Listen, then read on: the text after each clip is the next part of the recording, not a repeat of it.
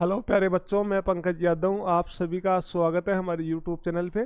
आज जो आपके लिए टॉपिक लेके आए हैं वो है मैकेनिज्म ऑफ ब्रीदिंग। मतलब ये कि जो हम ब्रीदिंग या जो श्वसन की क्रिया करते हैं वो कैसे करते हैं। ठीक है, तो देखो, जो हम मैकेनिज्म ऑफ ब्रीदिंग है इसको पढ़ने से पहले हम देखेंगे कि जो हमारा जो थोरेसिक चैम्बर है उस थोरेसिक चैम्बर के बारे में। तो देखो, जो हमारा जो थोरेसिक चैम्बर है, इसी थोरेसिक चैम्बर का इम्पोर्टेंट रोल होता है।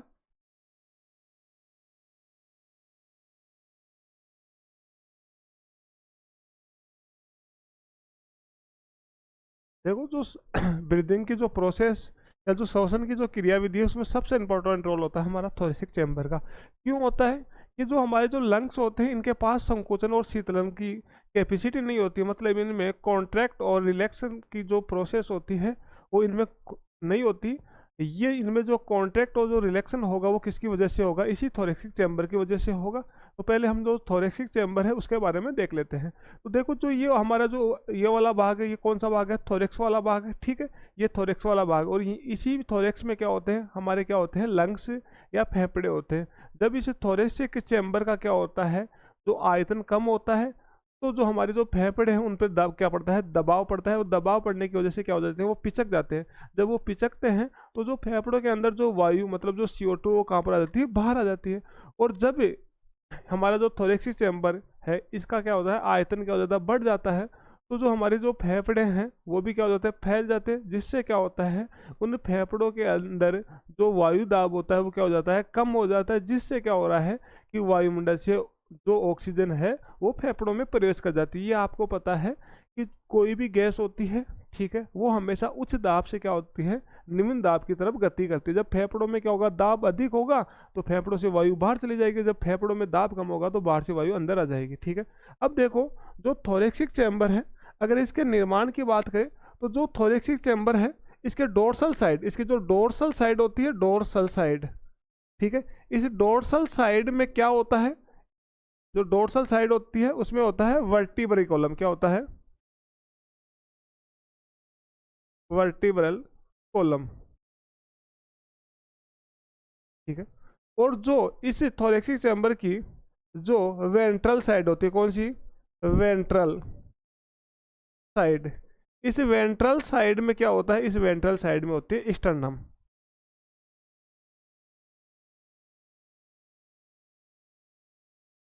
ठीक है, और जो ये थोरेसिक चैम्बर है, अगर इसके लेटरल साइड की बात करें, लेटरल साइड की बात करें तो इसकी जो लेटरल साइड होती है वहां पर क्या उपस्थित होता है? वहां पर उपस्थित होती है रिब्स। क्या उपस्थित होती है? रिब्स। ठीक है, और जो इस थोरेसिक चैम्बर की जो लोअर साइड होती है, लोअर साइड क्या होती है? Lower side. उस लोअर साइड में क्या होता है? एक डाइफ्राम होता है। क्या होता है? डाइफ्राम। तो देखो, हमने देखा कि जो थोरेक्स या थोरेसिक जो केविटी या जो चेम्बर है, इसकी जो डोर्सल साइड होती है, डोर्सल बोले तो पृष्ठ सतह, वहां पर तो क्या होगा? वर्टिब्रल कॉलम होगा। और जो इसकी वेंट्रल साइड होती है उस वेंट्रल साइड पे क्या होता है? स्टर्नम होता है। वेंट्रल बोले तो अधर सतह। और जो इसकी लेटरल साइड या मतलब जो पार्श्व सतह होती है वहां पर क्या होती है? रिब्स होती है। और जो इसकी लोअर साइड होती है नीचे की तरफ क्या होता है? इसमें डायफ्राम। अब समझो कि हमारी डोर्सल साइड कौन सी है? ये है पृष्ठ सतह। क्या है? जो हमारी जो पीछे वाला जो भाग है ये कौन सा है? पृष्ठ सतह। और जो आगे वाला है वो कौन सा है? अदर सतह या वेंट्रल। तो जो डोर्सल सतह या जो पृष्ठ सतह है वहां पर क्या होता है? हमारे रीढ़ की हड्डी, जिसको इंग्लिश में क्या बोलते हैं? Vertebral column. ठीक है, और वेंट्रल साइड मतलब जो अदर सतह, अदर सतह में यहाँ पर क्या होती है? स्टर्नम होती है, जहां पर क्या होती है? जो पसली आके आपस में जुड़ती है। किससे? स्टर्नम से। वो कौन सी सतह पे है? वेंट्रल सतह या अदर सतह पे। और जो हमारी पार्श्व या लेटरल साइड है, यहाँ पर क्या है? साइड में क्या है? पसलियाँ। तो हमने देखा कि जो लेटरल साइड है वहां पर क्या है? रिब्स या पसलियाँ है। और जो हमारी जो लोअर साइड है, लोअर साइड पे क्या है? डाइफ्राम। क्या क्या है? डाइफ्राम। तो ये जो सारी संरचनाएं मिलकर क्या कर रही है? एक चैम्बर बना रही है। क्या बना रही है? एक चैम्बर बना रही है, जिसको हम क्या बोलते हैं? Thoracic chamber. क्या बोलते हैं? Thoracic chamber. तो आपसे पूछ लिया जाएगा कि जो थोरेसिक चैम्बर है उसकी डोर्सल साइड में क्या होता है, तो आप बताओगे सर वर्टिब्रल कॉलम होता है। और जो वेंट्रल साइड होती है वहां पर क्या होता है? स्टर्नम होता है। लेटरल साइड में क्या होती है? रिब्स होती है। और लोअर साइड में क्या होता है? डाइफ्राम होता है। ठीक है, ये सारी संरचनाएं मिलकर क्या बना रही है, एक थोरेसिक चैम्बर बना रही है। और इसी चैम्बर के अंदर क्या होते हैं, हमारे लंग्स होते हैं। जब इस चैम्बर का क्या होगा, आयतन या वॉल्यूम क्या होगी, कम होगी, तो जो फेफड़े हैं उन पे क्या होगा, दबाव पड़ेगा, जिससे क्या होगा, फेफड़ों में दाब क्या हो जाएगा, अधिक हो जाएगा। और जब दाब अधिक हो जाएगा तो फेफड़ों से वायु कहाँ पर चली जाएगी, बाहर, क्योंकि वायु या कोई गैस होती है वो उच्च दाब से निम्न दाब की तरफ बढ़ जाती है। तो यहाँ पर फेफड़ों में दाब कम, अधिक हो गया सॉरी, और वायुमंडल में क्या हो गया, कम है, तो वहां पर पहुंच जाएगी। जब इस थोरेसिक चैम्बर या कैविटी का क्या हो जाएगा, आयतन या वॉल्यूम बढ़ जाएगी, तो जो फेफड़े उन पे दाब कम हो जाएगा। जब दाब कम हो जाएगा वायुमंडल से, तो गैस कहाँ पर प्रवेश कर जाएगी, फेफड़ों में। ठीक है, तो देखो जो ये थोरेसिक चैम्बर होता है, ये श्वसन या ब्रीदिंग के लिए कैसा होता है, आवश्यक होता है। इसके बिना, थोरेसिक चैम्बर के बिना श्वसन की क्रिया नहीं हो सकती। तो आपने कभी नोटिस किया है, कभी आप जैसे मजाक कर रहे होते हैं, एक दूसरे से थोड़ी सी बदमाशी कर रहे होते हैं, तो कभी कभार जैसे हमारी पसलियों पे लग जाती है, तो हमारे सांस लेने में क्या होती है, प्रॉब्लम होती है। अरे पसलियों पे तो लगी है, हमारे लंग्स पे थोड़ा ना लगी है, फिर भी हमारे को क्या होती है, समस्या क्यों होती है, क्योंकि जो हमारी जो ये थोरेसिक चैम्बर, इसी का इंपॉर्टेंट रोल है किसमें, श्वसन में। ठीक है, अब देखो यहाँ तक आपको समझ में आया। अब चलते हैं मैकेनिज्म पे। किस पे चलते हैं, मैकेनिज्म पे, कि जो ब्रीदिंग की जो मैकेनिज्म है वो क्या है। तो देखो इस ब्रीदिंग के लिए, किसके लिए, ब्रीदिंग के लिए, इस ब्रीदिंग के लिए टू टाइप की जो मसल्स है वो रिस्पॉन्सिबल है। एक तो है डायफ्राम मसल्स। कौन सी है, डायफ्राम मसल्स।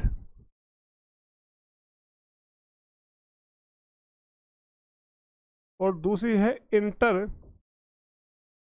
Coastal muscles. ठीक है, तो हमने देखा कि ब्रीदिंग के लिए टू टाइप की मसल्स है, वो क्या है, रिस्पॉन्सिबल। एक तो डायफ्राम मसल्स या डायफ्राम पेशिया है, और दूसरी कौन सी है, इंटरकोस्टल मसल्स। इन्हीं दो मसल्स या पेशियों के कारण क्या हो रहा है, ब्रीदिंग की क्रिया हो रही है। अब देखो जब डायफ्राम मसल्स है, ये डायफ्राम मसल्स है, ठीक है। अब देखो समझो एक बार कि जो ब्रीदिंग की जो क्रिया है वो टू टाइप की मसल्स के वजह से हो रही है। वो टू टाइप्स की मसल्स कौन सी है, डायफ्राम मसल्स, और कौन सी है, इंटरकोस्टल मसल्स। इनमें क्या होगा, जो कॉन्ट्रैक्ट और क्या होगा, रिलैक्सन होगा, जिससे क्या होगी, ब्रीदिंग की क्रिया होगी। अब देखो सबसे पहले बात कर लेते हैं डायफ्राम। जब डायफ्राम में क्या होगा, जब डायफ्राम क्या होगा, कॉन्ट्रैक्ट होगा, कॉन्ट्रैक्ट, और हिंदी में बोल सकते हैं जब क्या होगा, इसमें संकुचन। जब जब डायफ्राम में क्या होगा, कॉन्ट्रैक्ट या संकुचन होगा, तो क्या होगा, जो थोरेसिक कैविटी है उसके आयतन में क्या हो जाएगी, वृद्धि। आयतन में क्या हो जाएगी, वृद्धि हो जाएगी। ठीक है, और जब इसमें क्या होगा,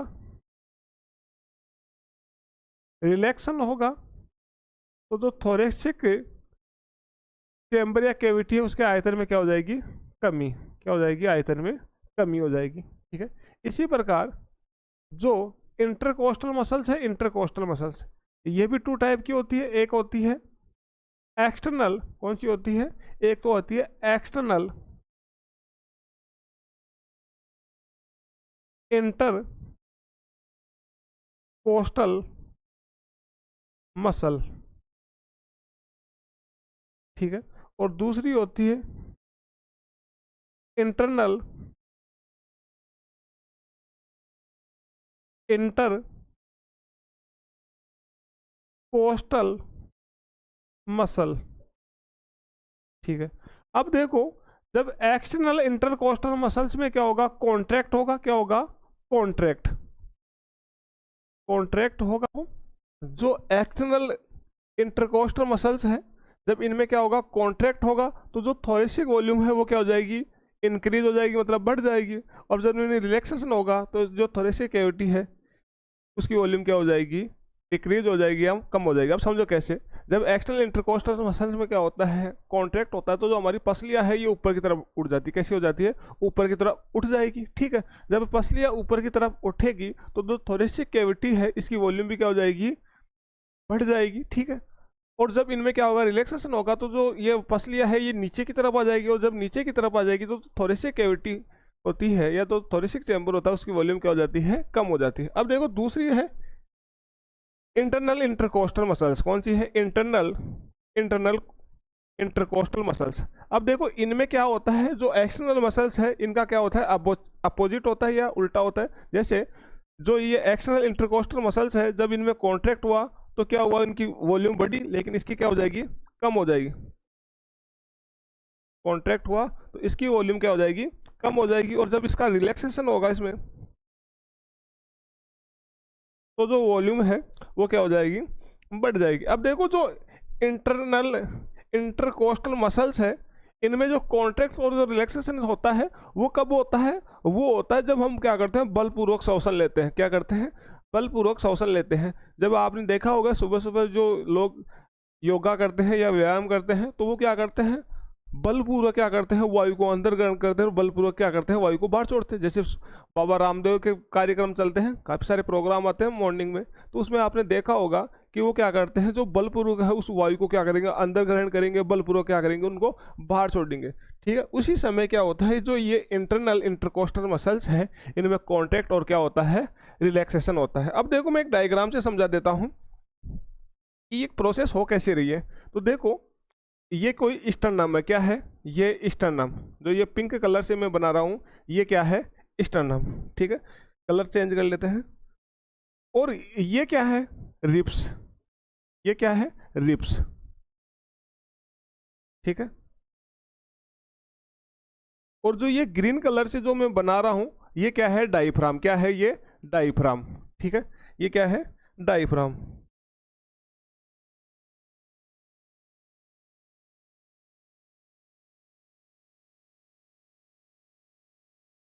ठीक है, ये डायफ्राम है।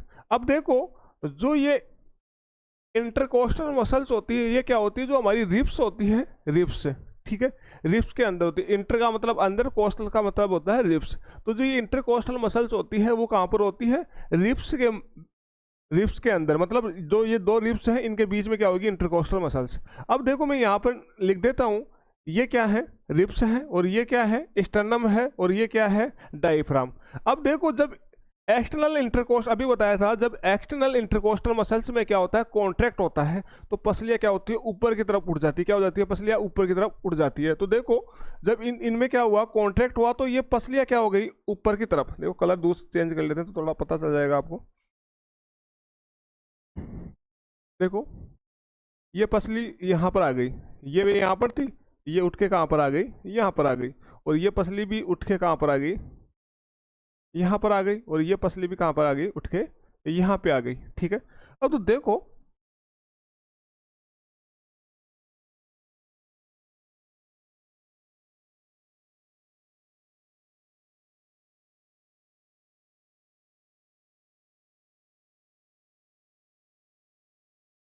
और देखो ये डायफ्राम पहले यहाँ पर था। ठीक है, और अब ये क्या हो गया, फ्लैट हो गया। तो ये डायफ्राम कहाँ पर आ गया, यहाँ पर आ गया। ठीक है,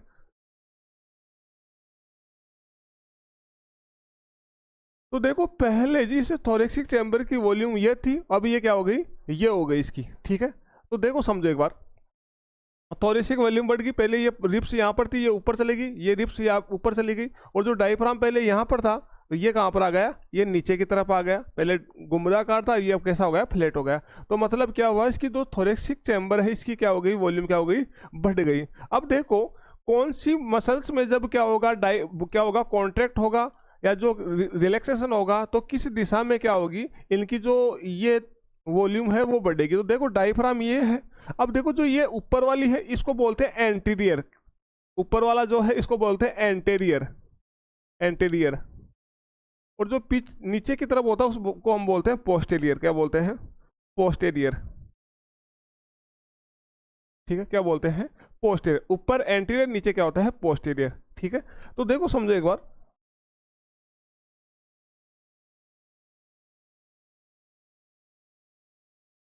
अब ऊपर क्या है, एंटीरियर है, नीचे क्या है, पोस्टीरियर। तो जो डायफ्राम में, जो डायफ्राम में जब कॉन्ट्रैक्ट और रिलैक्सेशन हो रहा है, तो जो वॉल्यूम बढ़ रही है वो क्या हो रही है, इसी दिशा में तो बढ़ रही है, ऊपर और नीचे की तरफ। क्या हो रही है, ऊपर और नीचे की तरफ।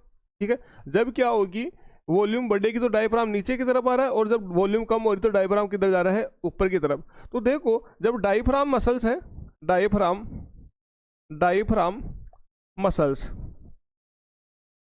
इन डायफ्राम मसल्स में जब कॉन्ट्रैक्ट क्या होता है, कॉन्ट्रैक्ट और रिलैक्सेशन होता है, तो जो वॉल्यूम है, ये वॉल्यूम इंक्रीज और जो डिक्रीज हो रही है वो कौन से एक्सिस में हो रही है, वो हो रही है एंटीरियर पोस्टीरियर में। कौन से में हो रही है, एंटीरियर पोस्टीरियर। कौन से एक्सिस में हो रही है, एंटीरियर पोस्टीरियर एक्सिस में क्या हो रही है, ये वॉल्यूम क्या हो रही है, इंक्रीज और डिक्रीज हो रही है। देखो समझो इस बात को कि ये डायफ्राम है, डायफ्राम कैसा है, नॉर्मली कंडीशन में कैसा है, ये गुमदाकार है, ठीक है। जब इसमें कॉन्ट्रैक्ट होगा तो ये क्या हो जाएगा, फ्लैट हो जाएगा। कैसा हो जाएगा, ये फ्लैट हो जाएगा। तो देखो पहले ये कैसा था, गुमदाकार था, अब ये फ्लैट हो गया, नीचे की तरफ आया, वॉल्यूम बढ़ी। तो जो वॉल्यूम बढ़ी ये क्या हुई, नीचे की तरफ बढ़ी। तो नीचे की तरफ कौन सा एंड है, पोस्टीरियर एंड, ठीक है। और जो ऊपर की तरफ होता है वो एंटीरियर। और जब इसमें रिलैक्सेशन की क्रिया होगी तो ये वापस कैसा हो जाएगा, गुमदाकार। पहले ऐसा था कॉन्ट्रैक्ट होने के बाद में, लेकिन रिलैक्सेशन की क्रिया हुई तो वापस कैसा हो गया, गुमदाकार हो गया।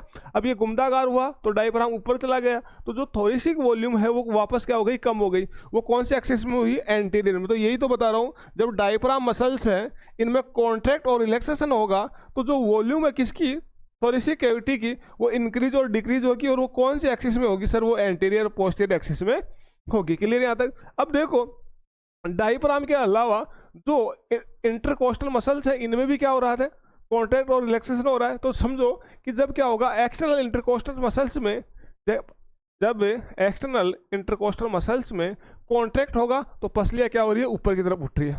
पसलियाँ क्या हो रही है, ऊपर की तरफ। जैसे हम समझो एक बात, ऐसे हम सांस लेते हैं, हमारी पसलियाँ ऊपर की तरफ उठ रही है, और ये पीछे से भी क्या हो रहा है, पीछे की तरफ उठ रही है। तो देखो जब डायफ्राम, कौन सी मसल्स है, एक्सटर्नल, कौन सी है, एक्सटर्नल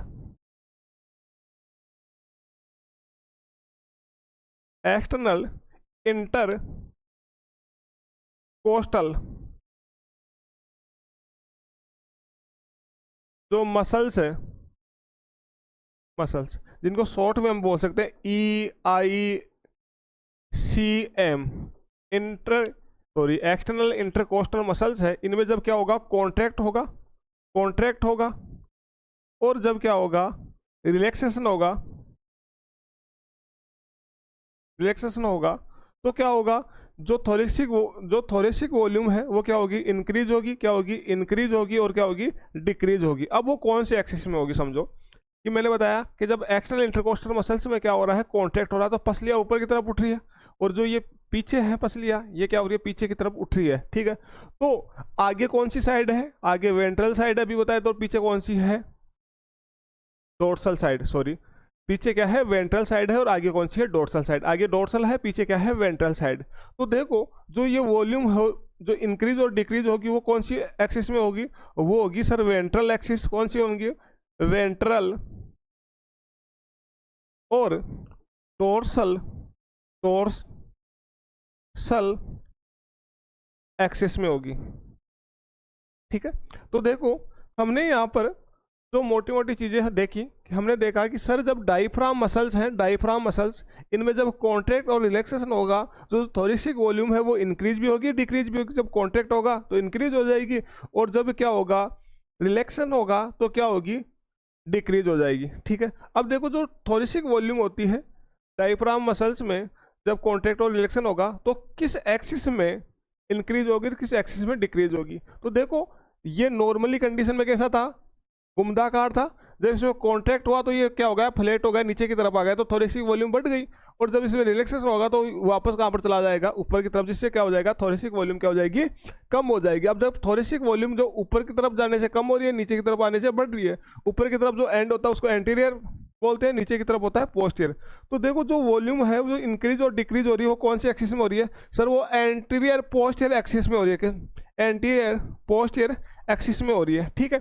इसके अलावा जब एक्सटर्नल इंटरकोस्टल मसल्स हैं, इनमें क्या होगा, कॉन्ट्रैक्ट और रिलैक्सेशन होगा, तो क्या होगा, जो थोरेसिक वॉल्यूम है वो इंक्रीज होगी और डिक्रीज होगी।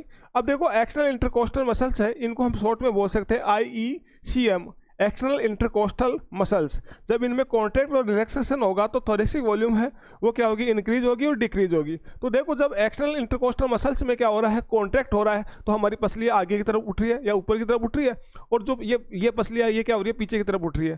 तो मतलब जो वॉल्यूम बढ़ रही है वो कौन सी एक्सिस में बढ़ रही है, आगे कौन सी सतह है, आगे सर डोर्सल है, पीछे कौन सी है, वेंट्रल। ठीक है, तो जो वॉल्यूम जो इंक्रीज और डिक्रीज हो रही है वो कौन सी एक्सिस में हो रही है, वेंट्रल डोर्सल एक्सिस में हो रही है। कौन सी में, वेंट्रल डोर्सल एक्सिस में हो रही है। क्लियर यहां तक।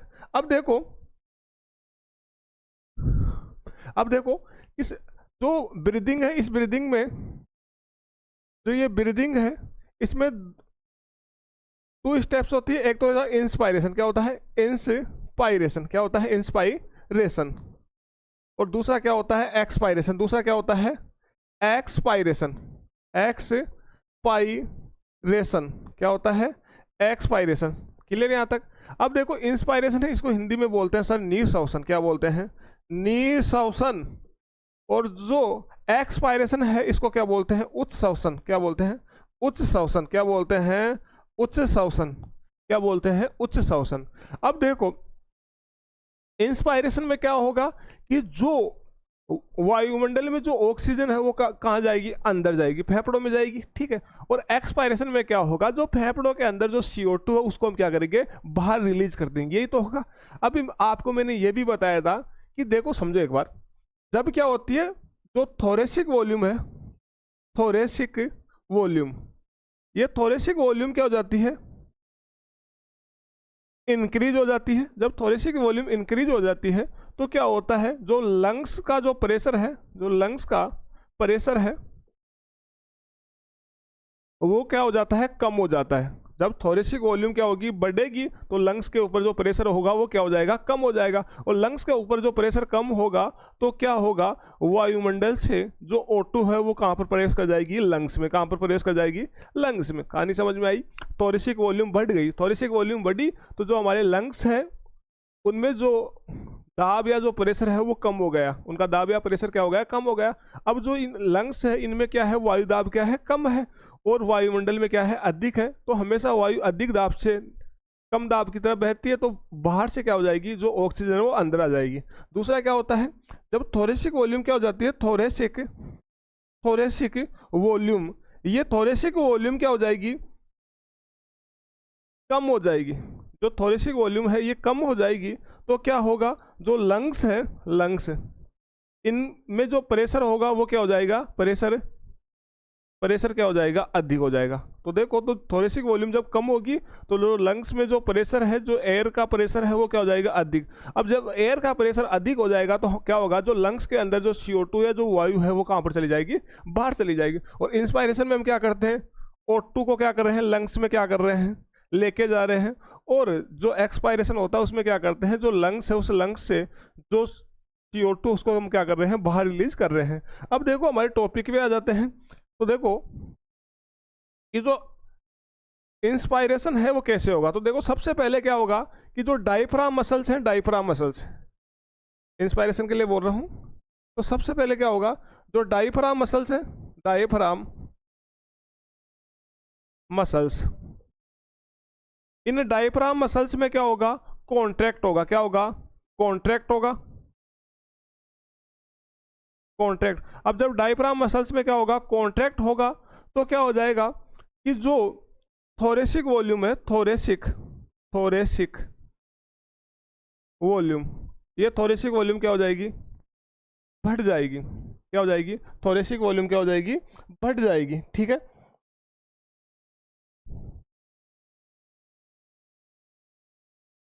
अब देखो जो थोरेसिक वॉल्यूम बढ़ेगी, और जो थोरेसिक वॉल्यूम बढ़ेगी वो कौन से एक्सिस में बढ़ेगी, आप भी बताया था। जब डायफ्राम मसल्स में क्या हो रहा है, कॉन्ट्रैक्ट हो रहा है, तो थोरेसिक वॉल्यूम बढ़ रही है, और वो कौन से एक्सिस में बढ़ रही है, वो बढ़ रही है sir anterior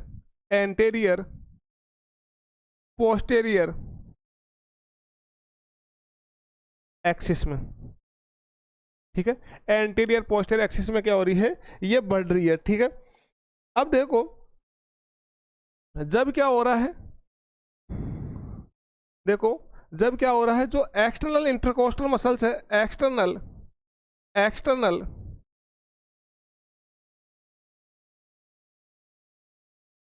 inter coastal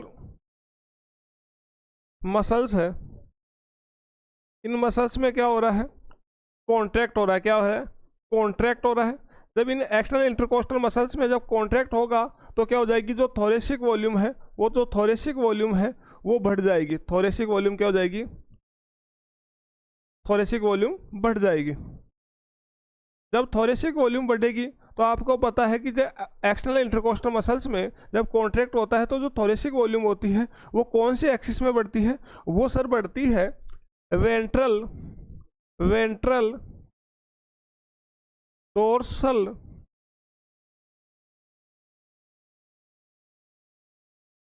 ventral dorsal axis में।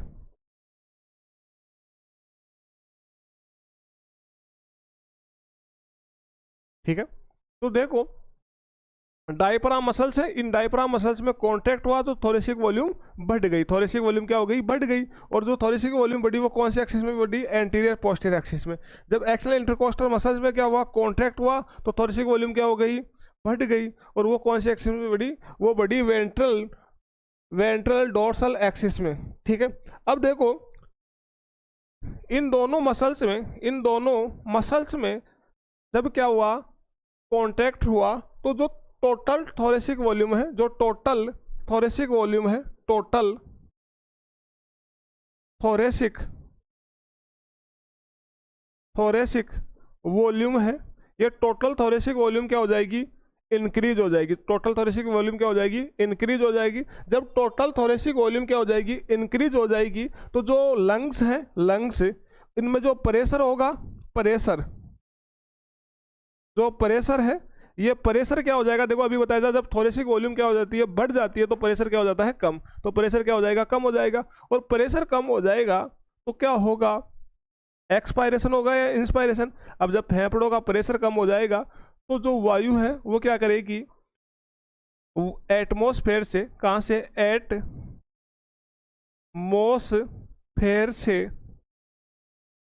एटमॉस्फेयर से जो O2 है वो कहाँ पर प्रवेश कर जाएगी, लंग्स में। कहाँ पर प्रवेश कर जाएगी, लंग्स में। और इसी को हम क्या बोलते हैं, इंस्पायरेशन। क्या बोलते हैं इसी को, इंस्पायरेशन। क्या बोलते हैं, इंस्पायरेशन। इसी को क्या बोलते हैं, इंस्पायरेशन। तो इंस्पायरेशन में क्या हुआ, इंस्पायरेशन में जो डायफ्राम मसल्स और कौन सी है, एक्सटर्नल इंटरकोस्टल मसल्स है, इन दोनों में कॉन्ट्रैक्ट हुआ। क्या हुआ, केवल कॉन्ट्रैक्ट हुआ। जब डायफ्राम मसल्स में कॉन्ट्रैक्ट हुआ तो जो थोरेसिक वॉल्यूम है वो क्या हो गई, इंक्रीज हो गई। कौन से एक्सिस में हुई सर, वो एंटीरियर पोस्टीरियर एक्सिस में हुई। ठीक है, इसके बाद में हम देखा एक्सटर्नल इंटरकोस्टल मसल्स है, जब इनमें कॉन्ट्रैक्ट हुआ तो थोरेसिक वॉल्यूम है वो क्या हो गई, इंक्रीज हो गई। वो कौन से एक्सिस में हुई, वो हुई वेंट्रल डोर्सल एक्सिस में। किस में हुई, वेंट्रल डोर्सल एक्सिस में हो गई। ठीक है, अब देखो दोनों मसल्स में क्या हुआ, जब कॉन्ट्रैक्ट हुआ जो टोटल थोरेसिक वॉल्यूम है, वो क्या हो गई, इंक्रीज हो गई, मतलब बढ़ गई। जब टोटल थोरेसिक वॉल्यूम क्या हो जाएगी, बढ़ जाएगी, या हम यूँ बोल सकते हैं कि जब थोरेसिक वॉल्यूम बढ़ जाएगी तो जो लंग्स है उनका प्रेशर क्या हो जाएगा, डिक्रीज हो जाएगा, मतलब कम हो जाएगा।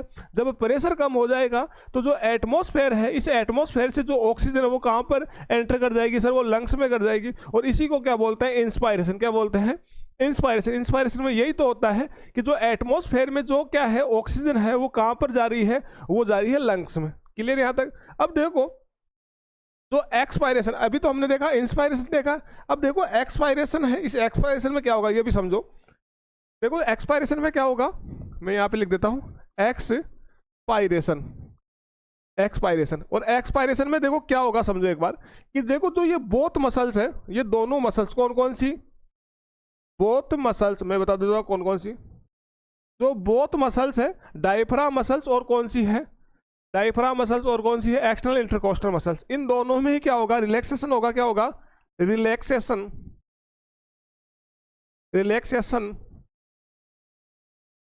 होगा। अब दोनों में रिलैक्सेशन होने की वजह से क्या होगा कि जो थोरेसिक वॉल्यूम है,